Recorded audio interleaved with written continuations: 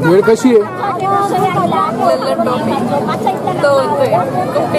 काय म्हणतो टेस्टी आहे? नाही सुद्धा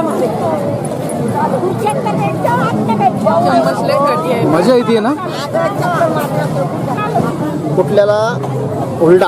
अच्छा, कुठलेला हुरडा? हा, कुठल्याला हुरडा त्याचं भेळ बनवली.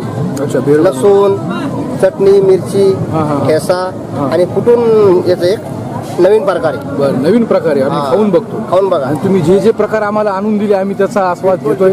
अतिशय मजा येते खाण्यासाठी आणि आम्ही मस्त एन्जॉय करतोय.